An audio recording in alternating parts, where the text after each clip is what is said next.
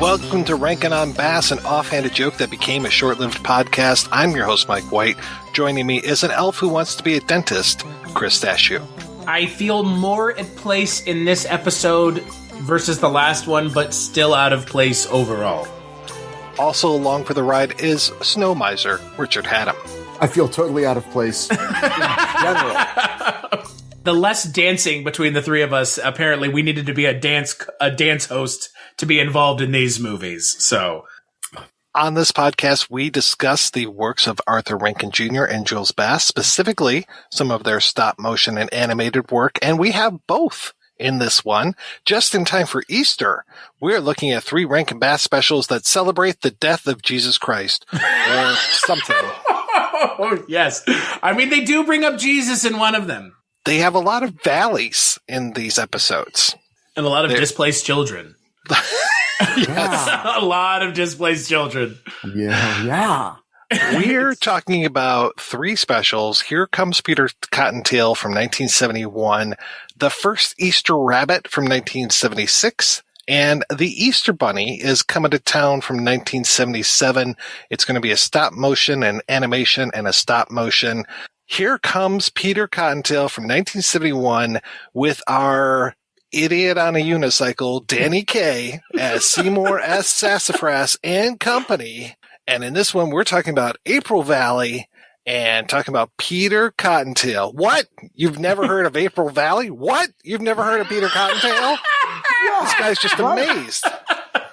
They rely on that little thing, you know, the constant, like, oh, this is astounding to me. You don't know all the details of this rabbit story. Well, sit ye down for the next hour while I drag you through it backwards through a bush over broken glass. I mean, it's wild because for the Christmas ones, it kind of worked, but now it's like, what does Peter Cottontail have to do with? I thought Peter Cottontail had nothing to do with Easter. They are taking anything they possibly can and trying to give an Easter spin to it. So, yeah. Peter Cottontail, who's hopping down the bunny trail, he is secretly one of millions like of secret police.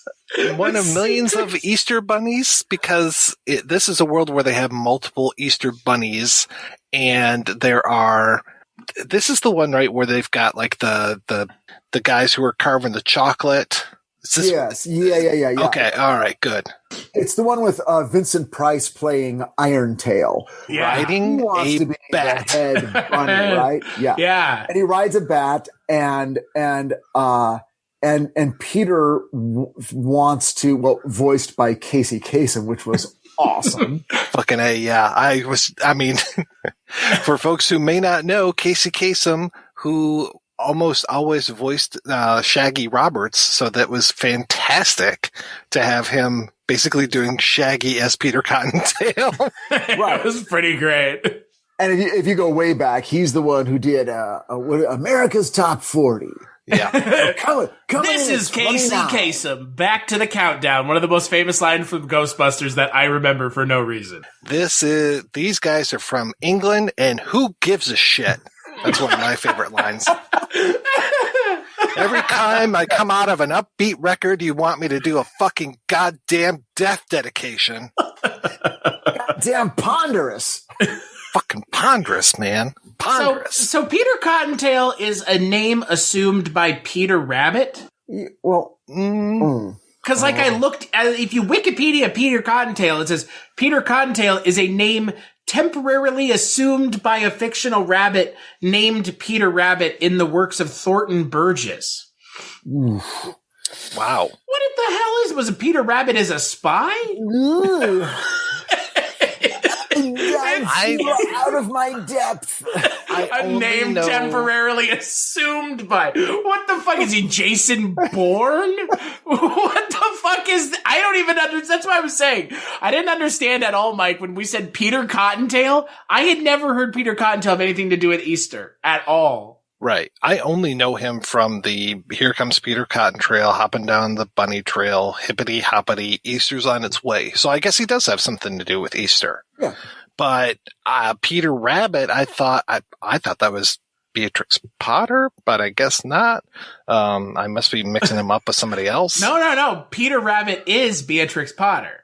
But I don't know Thornton Burgess. It says Thornton Burgess. 4 years later, Peter Rabbit, unhappy at his plain sounding name, changes his name to Peter Cottontail because it made him sound more important. Oh, so it's like branding exercise. Yeah. So someone just was like, Beatrix Potter's probably dead, so Peter Rabbit's Peter Cottontail now. Huh. Okay. Maybe that was his porn name. Peter Cottontail. Oh boy. That's your first pet in the street you lived on? So that'd be weird for Peter to have a pet named Peter. Peter Cotton. Hopping down the bunny trail? Yeah. Oh my God. No. We have to cut this podcast off. Peter Cottontail is definitely Peter Rabbit's porn name. All right. As opposed to Iron Tail. Voiced by Vincent Price. I remembered nothing about this other than him on that giant bat, just tooling around. That is an indelible image, I'm afraid. Yeah. Well, okay. I will say that there's what seems part and parcel of bunnies, Easter bunnies, Peter Cottontail, Peter Rabbit is this sort of boastful nature. Mm-hmm. And in this one, his main thing was he sort of promised more than he could deliver, I guess. And that gets him into a world of trouble. And he spends the rest of the special trying to extricate himself from this kind of crappy situation he let happen. Right. First off, he is a unrepentant liar.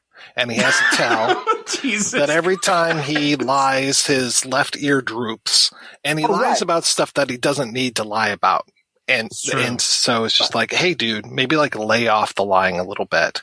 Classic narcissist.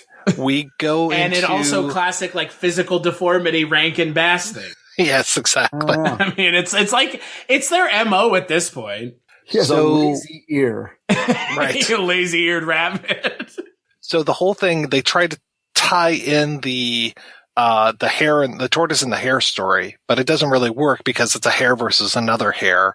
And so it's him versus Iron Tail and who can deliver the most Easter eggs on this particular day, I guess Easter. And yeah, I guess it must be Easter. And then, so what does Peter Cottontail do? Goes out and fucking parties the night before. Yeah, bro. Fucking baller.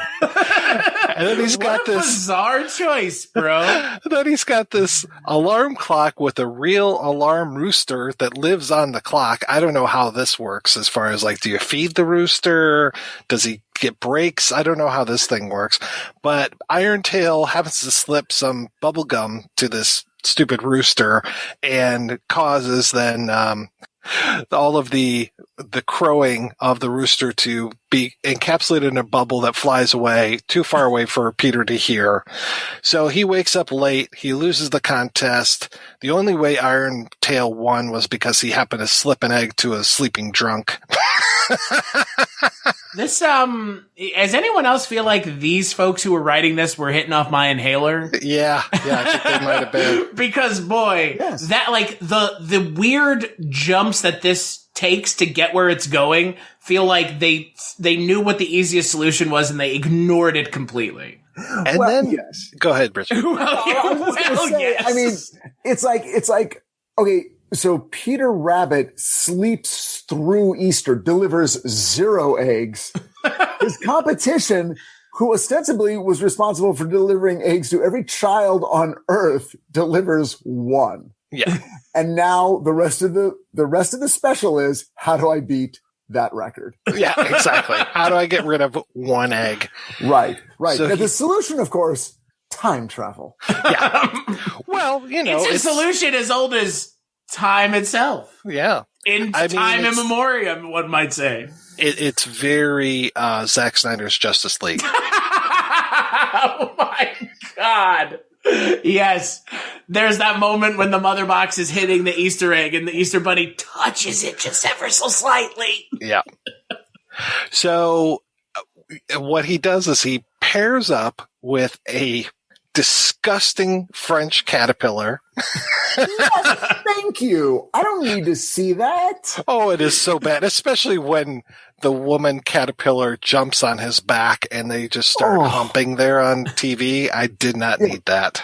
It's like the human caterpillar. Oh, it is bad. And Caterpillar voiced by none other than Danny Kaye. Yes. Yeah, one of his many roles in this. Great. So Antoine, the caterpillar, has this yestermorrow machine where they end up going back in time to the previous day, I guess, because they're going to do this. But instead of going all the way back one day, they end up going back an entire year. So they're going through all of the different holidays. So starting, where do they start at? They 4th of July. 4th of July, right? Yeah, because Iron Tail makes it so they can't go. Iron Tail's like Spider makes it so they can't go to forward. No, they can't go to Easter, but they can go to any day but Easter. Right? Yeah, because Iron Tail sends a spider in a rocket. This is completely cracked out of its mind. It is really weird. It's like they were really holding it back before. And now they're just like the floodgates are open with insanity. Yeah. Yeah. So they basically hit every holiday that you can think of. Mother's Day. That's the first one. That's right. And he's like, well, all I have to do is distribute 1.5 eggs, basically 2 eggs. Okay. To somebody. But people are like, it's Mother's Day, Rabbit. We don't want your fucked out eggs. And it's like, I want that shit on my gravestone. It's Mother's Day, Rabbit. We want your fucked out eggs. It's like a real slap down, but it frames the problem he's going to have. How do you get people to accept eggs from basically a rodent? Well, and he's trying his best. What do you have other than Easter? This is the question of a lifetime. The question everyone asks themselves on their deathbed. How do you get rid of eggs on a holiday as a rodent? Yeah. That's not Easter. Apparently people had stricter, rules of this than I thought. I refuse to receive this egg from a rabbit on Halloween. I just can't do it. It's just against my religion. Yeah, ain't gonna happen. Well, he has this whole thing where he keeps repainting the eggs. So he goes to 4th of July and colors them red, white, and blue, and then tries to pass them off as firecrackers. Well, yeah, which, is not going to work. I mean, now, frankly, I think kids would be happy to just have eggs to throw. Yeah. But they came right back at his ass. And they're just like, no, these are not rockets. Take your eggs and go shinny up a rope. And they just throw those eggs back at him, and he gets every single one of them back. He has delivered 0 eggs. God. And he goes to Halloween and colors them orange and black, tries to pass them off that way. Again, eggs on Halloween, they're part of the Halloween tradition. Right. I guess not hard-boiled ones. But not hard-boiled ones, yeah. Yeah. But they wouldn't, I guess, if you didn't tell them they were hard-boiled and just gave them to them. Right. But, man, even on Christmas, man, people are just, so bitter. And he makes friends pervert here. What sort of pervert would give me eggs for Christmas? He makes friends with a talking hat. Yes. Bonnie the bonnet. Oh, the bonnets are a reoccurring theme in these Easter specials. Jesus H. Christ. Also a recurring theme. Also a recurring theme. I'm trying to remember because Iron Tail at one point hires a witch. And then Peter manages to basically charm the panties off of her, but she still doesn't take an egg. Well, at least not that egg. Well, does the egg have to be given to a human? Oh, that is true. Aren't witches humans? Not this one. Isn't it weird that we have a witch show up again? Didn't we have a witch show up in the last thing? In the leprechaun's golden shower? Yeah. Well, that was a banshee, I guess. Oh, okay, yeah. Yeah. This It was a very fun- witch-like, though. Right. I will say, I mean, I'll jump in right now and say that I didn't, I remained basically amused and not Basically amused. and not enraged by this special in general. Now, again, as you guys know, I watched it at about 3:45 in the morning. So I don't know if that helped. I also had a cup of coffee by then. So I was kind of like, Richard. but it was working for me. This one I'm like, okay, I can live with this. I get they're establishing a thing, and I can live with it. I think, and then I got through it. I mean, it is more entertaining than the last one, but that's not hard, right? Low bar, low bar. Yeah. The music in this one was better, ish. Yeah.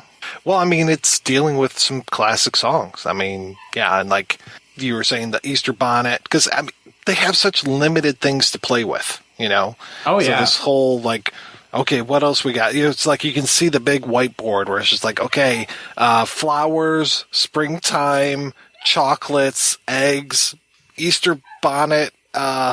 Jesus, maybe. It just like keeps getting smaller and smaller, the list. They hightail it to the other holidays as quick as they can, Oh, yeah, exactly. And then we do a whole thing. What was really weird, though, was the song they did for Valentine's Day, which was basically like, I will be your lover for one day. Yes. I will basically, be your private dancer until dawn, and then we will act as if we've never met. Yeah, it was like, wow, Rankin and Bass's tribute to the one night stand. Hey, don't forget the best thing about this, Richard, since you mentioned they try to get to every holiday quicker than Easter. Paul Frees gets to play Santa Claus. Yes. A very weird turn of events. Yeah, that was weird. Yeah. Yeah, I'm glad he showed up, though. I mean, I'm always glad when he shows up.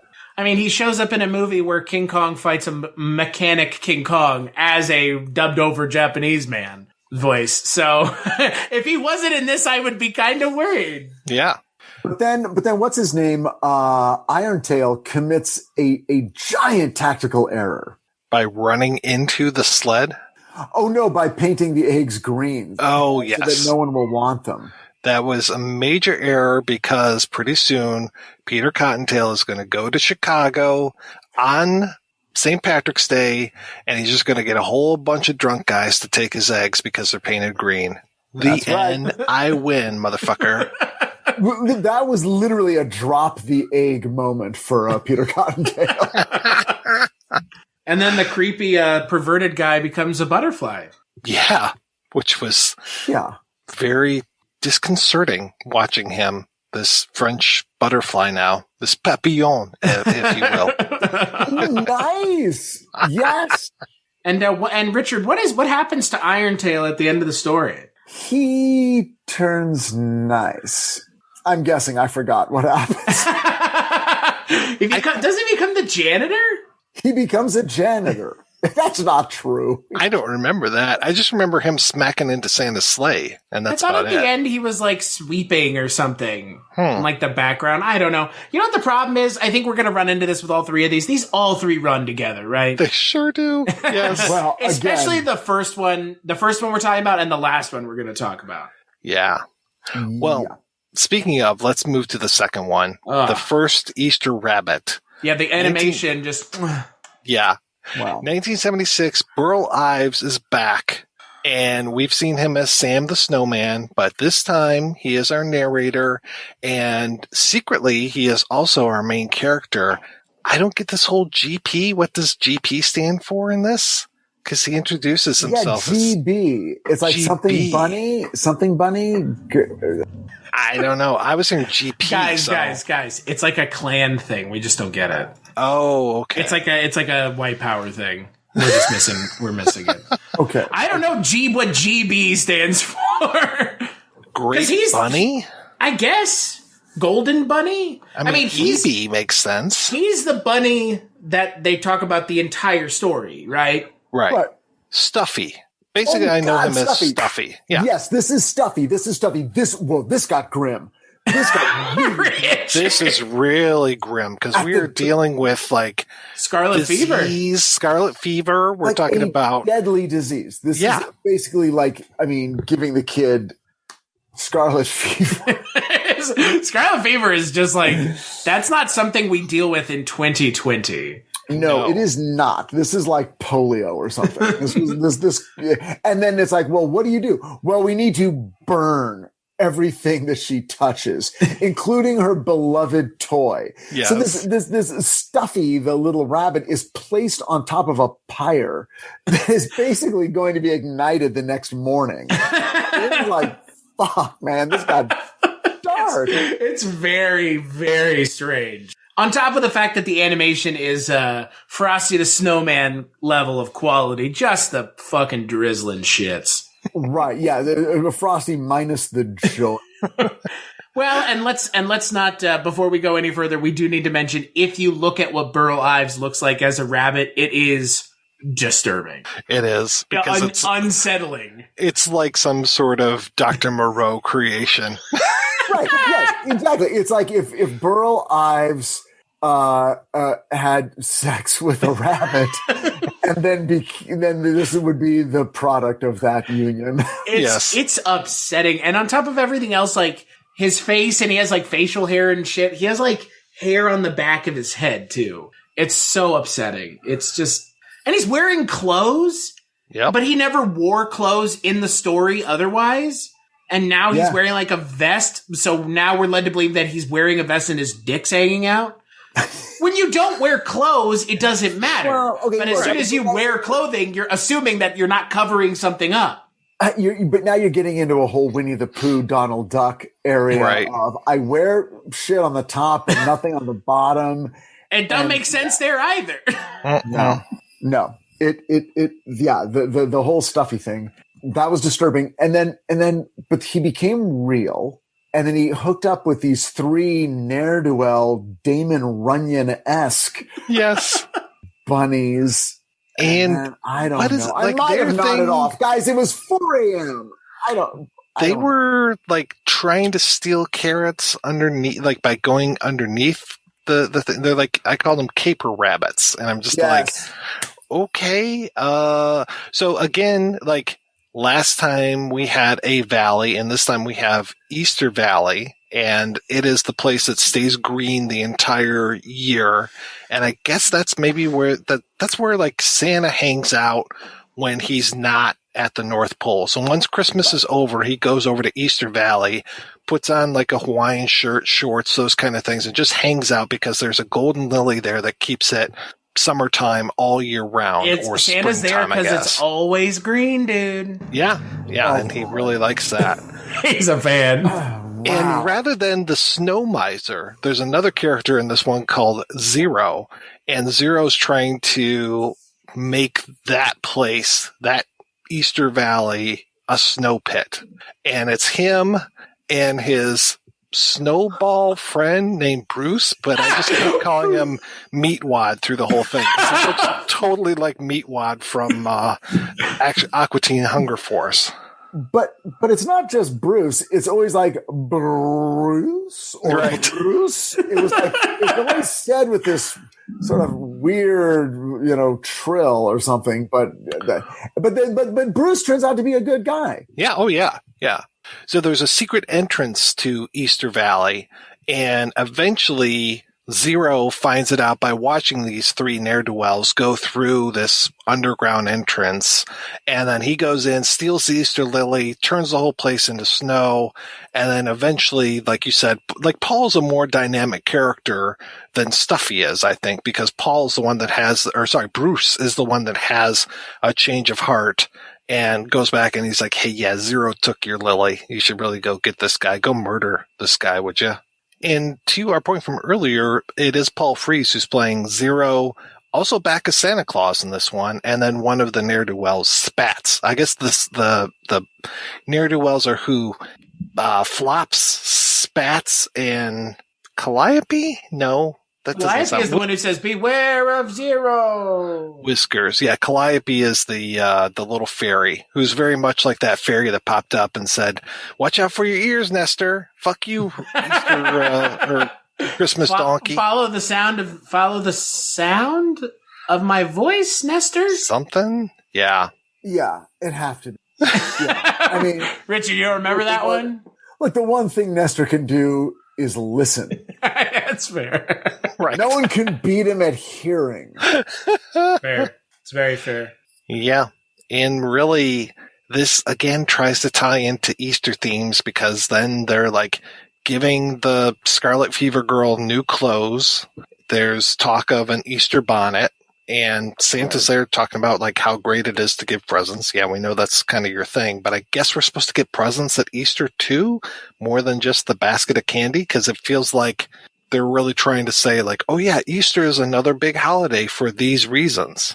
Well, apparently it is traditional to receive clothing on Easter. I Richard, you got bonnets at Easter. Come on. Well, I mean, a bonnet is one thing, but it's not like, I don't think we all grew up going, oh boy, Easter's tomorrow. I better get ready to try on some new clothes. Better get my bonnet out. Yeah. I mean, there's the whole thing of like, you're going to go to church on Easter. So maybe you wear your best stuff and maybe Sunday best, right? Yeah. It's your Sunday best. And maybe somebody gives you some new clothes, but I've never heard of this. It's like the opposite of Christmas. On Christmas, you get presents in a sock, and on Easter, you get a sock inside your present. Oh. What the fuck? Okay. I mean, you're not wrong. I've never heard of this before, so I guess this is another Rankin and Bass creation for the sake of plot. Well, it comes back in the next one. Yeah, boy, doesn't it? Sure does. Jesus Christ, they're eating their own tail here. But I mean, to be fair, this is produced by them, created by them. They're going to reference their own stuff. I guess they don't reference it explicitly by saying it was in the first Easter Rabbit, but yeah, they do talk about it. So yeah, the Easter Bunny Is Comin' to Town from 1977. And if you think that title is familiar, trust them. They know. Because we have S.D. Kluger from Santa Claus Is Comin' to Town, voiced by Fred Astaire, also back as S.D. Kluger in this, and kind of trying to tie himself into the story. I think there's a moment where like he is narrating, but then actually is inside of the story itself, right? Yeah, he's the baby mailman. Okay. Yeah. Cool. Well, but doesn't he talk to the bunny at one point, like sort of breaking the fourth wall I think. Well, and this isn't the one. The first one, every time there was a commercial break, it was like, hey, we're going to replay the last 5 seconds and Danny Kaye is going to do his impersonation of Vincent Price. And then we'll replay what you just saw. Now look into the egg and you can see it. And this one, I don't think that they did that necessarily, but the commercial breaks weren't as noticeable for me.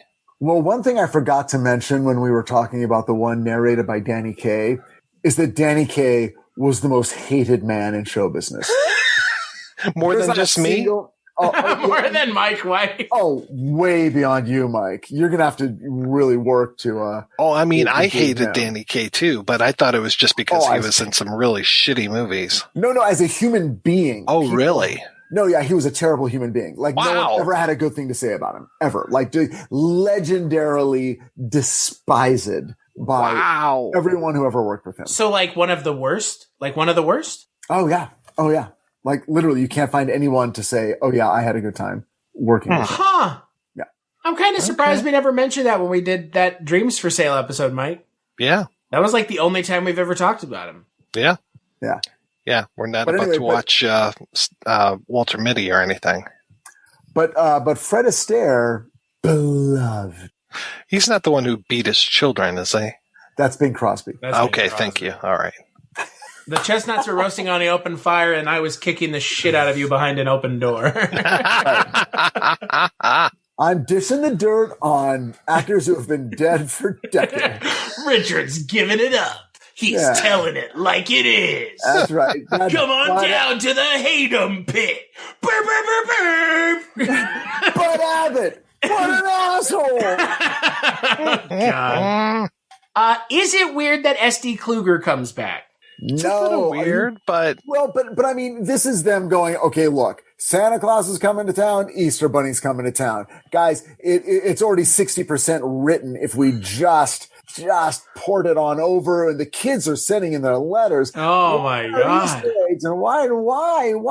And it's like, okay, we got it. And then they follow that format. They come up with some decent answers. I will say that, because they got Gizmodo, the fucking grizzly bear. Gadzooks. Gizmodo. Yeah, Gadzooks. Gadzooks. He loves not those eggs. Don Messick. I was so surprised that it wasn't Don Messick doing the voice for that one. It was Alan Swift. Yeah. I was disappointed that there was no Paul Frees in this. Yeah, that was very upsetting. Yeah, this one outside of Fred Astaire didn't have a lot of, high-class voice talent. No, and then the songs were just... Ooh, the songs were fucking wild in this. Someone's got to be first, bro. Wow. You ever look at that pickle and you're just like, what the fuck? Should I That was eat it? strange. Well, talk about wearing clothes. There's that weird moment in here where they end up like getting Gadzooks laid, and there's a female bear, and he's dressed up completely in clothes, and she just has a bow in her hair, and I'm like, so is she like totally like naked now, or what? It was so strange, and I don't get the whole like main thing of the story where there's the town where it's all children, this weird Kidville. Lord of the Flies kind of thing, and I guess nobody ever ages because they talk about like, in a year passed, and I'm like, but they all look the same age. And then you've got the adult town across the mountain. So at some point, were these together, or did like Aunt Lily from the adult town, she like kicked out every single child except for her nephew, right? Yeah. Who is the king? Okay, who is? Yeah, he's very much. He reminds me of the prince from Trolls and the ogre prince, and then the same thing with like the. Are you talking about like Trolls? Trolls the movie, yes. Yeah, like the one that just came out recently, like 10 years ago. Yeah. Oh shit! Boy, that's upsetting. I'm not talking about Trolls World Tour. Okay, I got the same vibes. Okay. I was like, that's like, because I was, when you said that, I was like, it does kind of have that weird thing going on, right? Yeah, like child ruler thing. Child ruler and her like controlling. It wasn't 10 years ago, it was 2016. So put down the tweet. Oh, 5 years ago? Yeah. Yeah, like her controlling the she's actually the power behind the throne, but he wants to welcome the Easter Bunny. I mean, she's basically Burger. And it's like the Easter Bunny is trying to give the little king confidence to stand up to his aunt and do the right thing. And to eat an Easter egg, because he knows how to take it off in one piece. So he's an Easter egg master. That song was so upsetting. Like, I just was so unprepared for how fucking weird that song was going to be. Somebody had to be first. I know, but the examples that they use are so strange. Like, someone had to be first to eat a dill pickle. Someone had to be first to Well, first of all, somebody had to be first to eat an oyster. That's the lead off. Somebody had to be first to eat an oyster is such a strange lead off. I want to know all the ones that people tried and died from. Somebody was first to eat a snake. I don't know. While it was still alive. Somebody was first to eat pufferfish, man. There you go. Yeah. Fugumi. I got to be honest. The best part of this one was that on the Plex server that we watched it on, it still had the commercials from 1980. Yes! Wow. They were so good. Oh, I didn't see that version. Charlie Sheen. There was a commercial for the movie Lucas. I was like, wow. whoa. It was, It was amazing. Because 1986 doesn't feel like it was that long ago. I was in college in 1986, and watching these commercials, it was like they might have had like a dancing bar of soap. You know, Wow. I mean, what is happening? It was weird. And they were all sort of kid-centric because they knew kids were going to be watching. So it was a lot of like, you know, like this big, like, oh, it's my daddy's birthday, but what can I get him? Oh, Crayola, I can just draw him some shit, you know? And he won't care. He loves me. He don't give a shit. Man, it was a simpler time back then, wasn't it? Yeah, and the car commercials for the Suzuki, you know. Oh, wow. Samurai. And the like the commercials for the Egg McMuffin were just so sensual. It was like the meat slowly falling and shit. She's like, where is that? Now it's just like, eat it. It's fucking good. Like, oh my God. Have you had an Egg McMuffin recently? no. Oh my God. Think of that fucking English muffin is like, it's like a hoof. Oh. I will say that is the glorious thing about downloading stuff off of YouTube and putting it on your Plex server is people just leave shit on. Like, they're like, whatever, like, it's extra. It doesn't take away from it. Right. Oh, it adds. It's like, oh, this is the full experience. This is like, it's like you're sitting through the commercial. But I was sitting through the special waiting for the commercials. That's where this one went. I'm disappointed, Mike. We didn't mention that song that was clearly stuck in both of our heads from the last one, because that's like the best song out of all three of these. Oh, God, yeah. The, where's that rabbit? It's such a good song. Oh, man, that was something. It's better than the song about eating a pickle out of a barrel or whatever the fuck they're talking about in this. There was a moment in this, because, you know, I was talking about how they're trying to sneak stuff in, like how this is like a secret little engine that could origin story gets thrown in here. Oh, yeah. But there's the way that GP, no, I can't even remember what This is Sonny. Sonny, okay.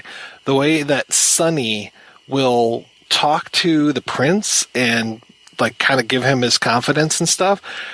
There was a moment where I was just like, oh my God, what if they say something like, I'll be with you always. So he like chops off his own foot and gives it to the king. And it's like, and that's where Lucky Rabbit's feet came from. Holy shit.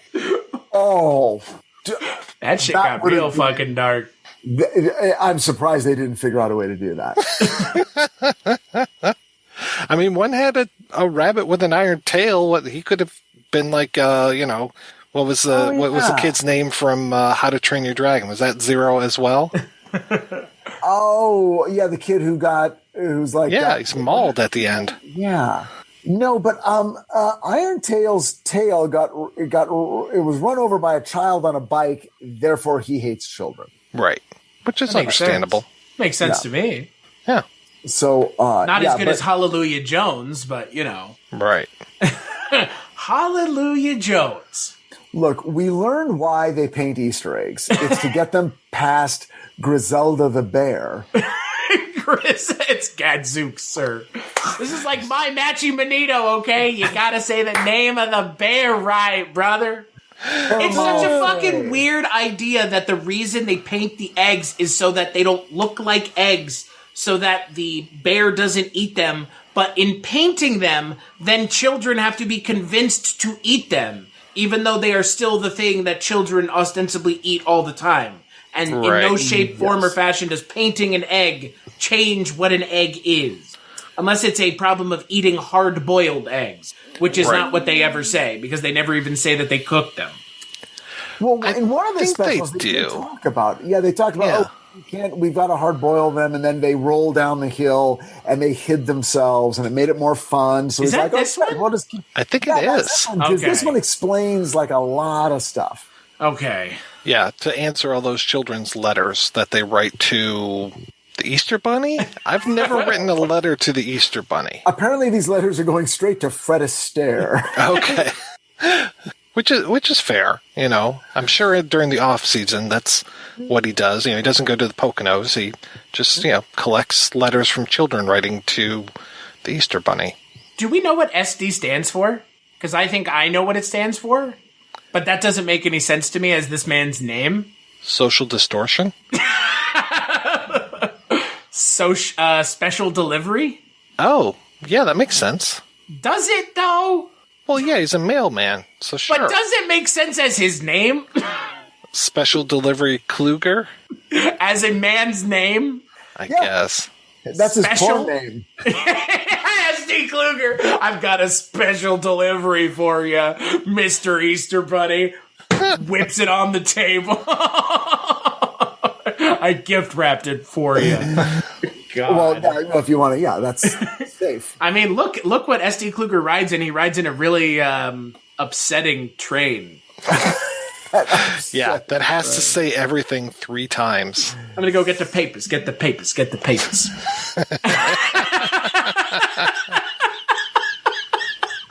I mean, that's what it reminded me of. I didn't understand what the point of having, like, this is very much like, obviously, Santa Claus Coming to Town is obviously what this is patterned after. It goes as far as to overload the story with just as much nonsensical bullshit as that did. Yeah. And, I can't reiterate enough that these specials have not been experienced till they've been experienced at 4 a.m. Well, it's like when it comes to Santa Claus, I think we talked about this during our earlier episode, where it's like you really got to try to square the circle when it comes to Santa Claus and all of the different like names that he has and customs and this and that and the other thing. You got the stockings and the tree and the this and the that and the other thing. Whereas with the Easter Bunny, they're trying to do that and they're trying to be like, well, that's why he's called Peter Cottontail, I guess. And it's like, what are you talking about? So it's like they're trying to, mitigate all these different versions of the Easter Bunny, but the Easter Bunny doesn't have that much lore associated with him. You're just like, why does a rabbit give eggs? That seems like the biggest thing. And it's like, well, let's not talk about fertility or anything, kids. So here's the funny thing, right? So y'all are both a little older than me, so I would be the one out of the 3 of us who ostensibly would have experienced Easter like things like Christmas, and all the things they introduced in this are so not memorable that they did not become part of Easter canon or culture or lore. None of this shit. And that is a failure because that's what they were, like you mentioned, Mike, trying to do. And they even say, which one do they say it in? Where they're like, every holiday needs an icon. Like, was that the first thing we watched or the second? Well, it might have been the first one. It makes more sense. Or is it this one? Yeah, they all run together. It's weird. It's just like, look, as a kid, I never complained about Easter, but I didn't I didn't have trouble sleeping on Easter Eve. Right. Oh yeah. You mean you weren't excited for eggs? I was excited, for the eggs because your parents hid them so that Gadzooks didn't find them. Yes. That's the more interesting part of this, right? Gadzooks comes around and checks every house to make sure the eggs are hidden. My parents hid eggs. There was money involved. There were gifts. My parents did it up. I mean, I'm not complaining about, anything from my childhood. And then as we got older, Easter became like my mom would sort of make this special breakfast that we would eat in the formal dining room. Oh. And the big thing was we got to have, there'd be these champagne flutes, at all 4 places, at the table. And there'd be, strawberries, and then you'd pour champagne and the strawberry would kind of float up a little bit. And so we got to actually have champagne, even though we were only like, in 8th grade. It's like, whoa, I'm getting wasted. Mike, we're getting to truly learn here how the other half lives. Yeah, really. The formal dining room. Yeah. I will say, like, for me growing up with Easter, like, my family went to a Greek Orthodox church, and we're not Greek. So, we're not Orthodox either. So, like, I didn't really, like, Easter was, like, when we went and looked for eggs, and that was it. And, like, we'd go visit my dad's brother's family. Like, that was it. We never, like, did anything. Right. Like, I don't know. Like, and what I guess my real question is, like, people who are very into Easter, do they care about this? I know people who are into Christmas love the other Rankin and Bass stuff, right? They love Frosty and Day Without Santa and blah, blah, all that shit. Do people who are into Easter like this? Are there people that are into Easter? Yeah. I bet you there are. I mean, it's a big religious holiday. I mean, but this isn't religious, though, is my question. There were weird religious overtones, and some of them weren't very subtle. Like in the first one, they made a remark about, it was a town where everyone could do what they want and worship their God as they please. Yeah. And I had to go back and I'm like, did I hear that right? Or am I super? And it's like, no, they said it. Wow, they're going straight, which is kind of cool. Like they're saying, we're not gonna shy away from the fact that Easter does have a religious base. It ain't just rabbits and carrots and chocolate and Yeah, that was that. And then there was that other scene that was like, and then on the other side of the bank, the infidels lived, and they were not the ones who worshiped the one true God. Yeah, flying around on a bat. Yeah, Jesus, flying around on a bat. Yeah, it's weird because, this Easter Bunny Is Comin' to Town is an S.D. Kluger origin story, a Chugs origin story, an Easter Bunny origin story, and like an origin story of all the Easter stuff. Right. And it is a failure at every single one. Well, there we go. Especially the idea of pouring butter on the tracks of a train is going to make it slippery. But then when you pour jelly beans on, it makes it better. Yeah, that was something. Well, we could go on Mythbusters and Richard, Jamie Heineman pouring fucking jelly bean. Will it make it stick? Right. Well, they would need 60 metric tons. Of course, right? Yeah. This is are these realistically as we come to the end of this episode? Were these going to be good? Realistically, could these have been good? The answer is no. And the reason is this, and you're scraping up against it, but let's just embrace it. People just don't get as whipped into a sentimental frenzy about Easter. It's human sentiment. People don't spend a lot of time talking about what we were doing last Easter as we celebrate this Easter. Christmas, by at the time of year it is, and the fact that it's near the end of the year, and it calls for reflection and a look backward. Easter is about forward. Easter is about the coming of spring. I mean, there's a lot to recommend it, but it's not a super sentimental holiday. And so it's hard to get a holiday special that's going to be a perennial when that's not what the holiday's about. Well, and it's also weird, and this would have been my question if I were writing to S.D. Kluger for some advice about the Easter Bunny. Can somebody fucking tell me when Easter is and why it changes every single year? And I know that there are answers out there, and I know that somebody could really tell me that and be like, well, it's the 40 days after the first full moon, after this, after that, and it's all just gobbledygook. That is the only legit question about Easter that anyone has ever had. Wait a second. A year ago, it was on April 29th, and this year it's on March 3rd. Right. What the fuck? Yeah. I was born on Easter way back in 1972. It was a Sunday, obviously, April 2nd.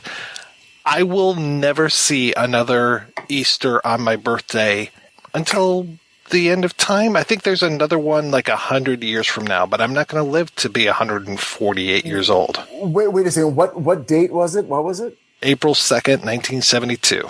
Yeah, I mean, we're close. We got real close this time, but not. Yeah. We did get really close, because it's on the 4th, right?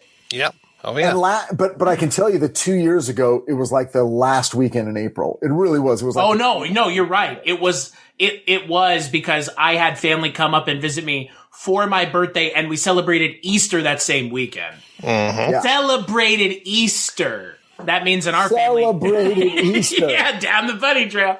Celebrated Easter in my household just means dying eggs. I love Easter. Oh my God. If you could see Richard, his ears are slowly going down. It is his left ear. Do you think that contributes to why Easter is not as much of a thing, is because it's not a specific date? Yes. Yeah, I would agree. Because Thanksgiving does move around, but Thanksgiving's kind of always the last week of the month, right? Yeah, it's the fourth Thursday of November. Well, it's the last Thursday. Whatever would be the last Thursday. I thought it was the fourth Thursday, but usually they're one and the same. Oh, well, yeah. I didn't think there was a week past November I thought Thanksgiving was the final week because the next week was always December. Yeah, maybe I'm wrong because it couldn't be that it would never be on the 31st if that was.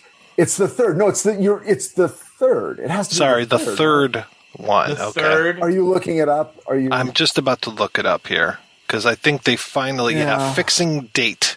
Thanksgiving in the United States has been observed on different dates from the time of our founding fathers until the time of Lincoln. The date of observance varied from state to state.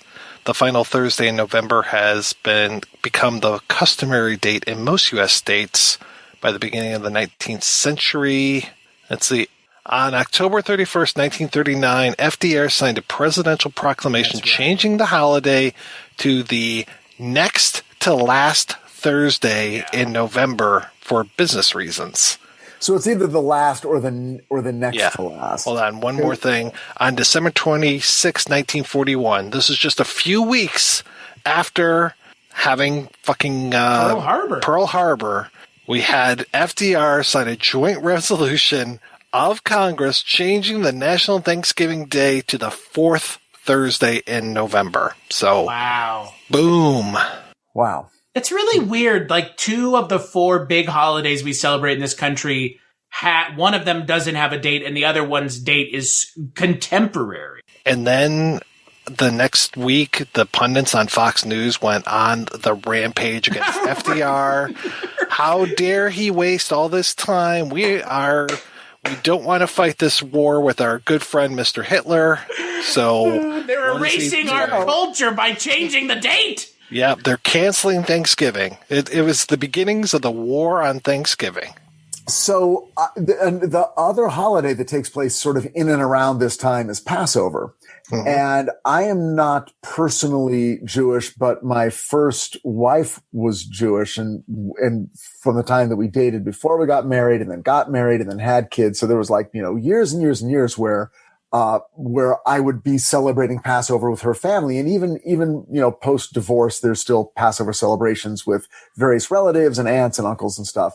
And I have a more sentimental attachment to that even because Passover is based like Thanksgiving. It's kind of like Thanksgiving. It's a traditional meal.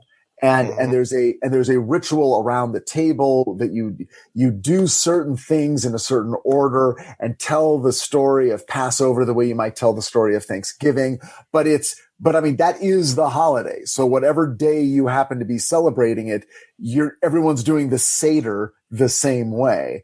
And it's that ritual that makes it more sentimental because you can look back and go, oh, when we all sat here and did this exact thing with this exact food, oh, that was the year that so-and-so was here, and it's not until the very end that they sort of go next year in Jerusalem. And so it's all looking back until the very end when you quick look forward and then you eat brisket and it's amazing. I was about to say lots of brisket over at the Passover weekends. Oh yeah. And if you do it like my sister-in-law, it's the greatest food you'll ever eat. And because people don't like to admit that Jesus was Jewish, Passover and Easter are tied incredibly close together, correct? So, I think Passover was this weekend. The Last Supper. This weekend, last weekend. It was the Last Supper. So now we are in that countdown.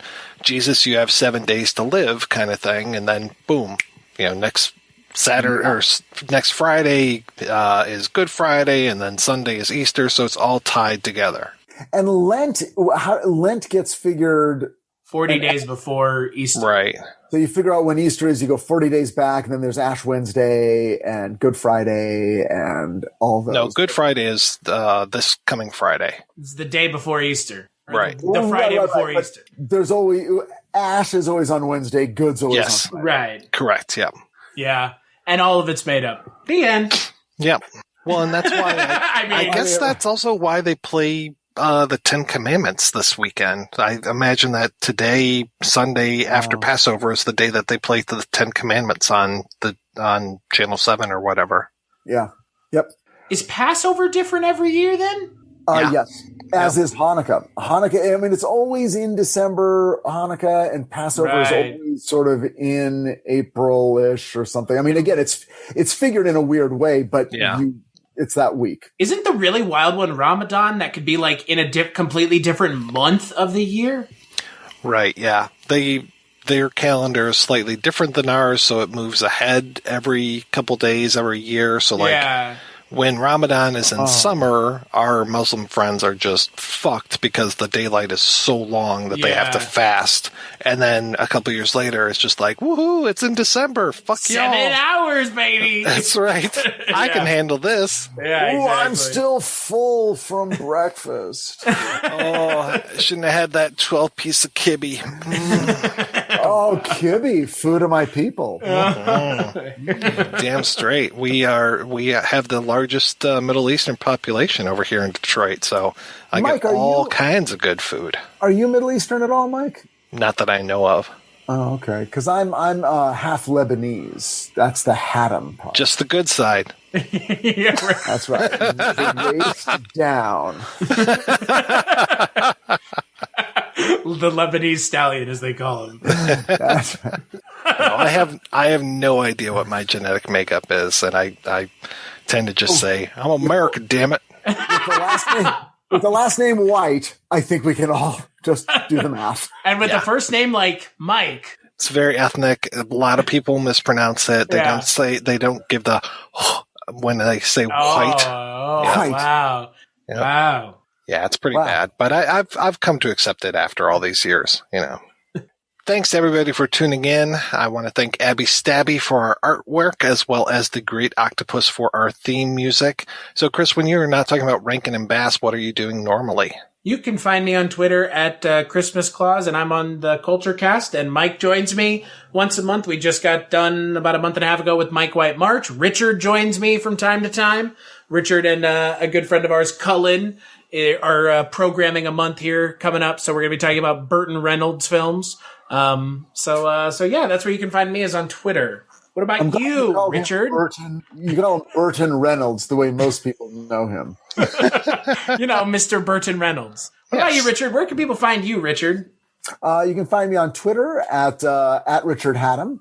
And meanwhile, working hard every day to bring you season 3 of Titans, season 1 and 2, available in their entirety on HBO Max. Season 3 will be coming your way in July. This podcast not sponsored by HBO Max, but does contain an advertisement for HBO Max. Is that right? It just happened.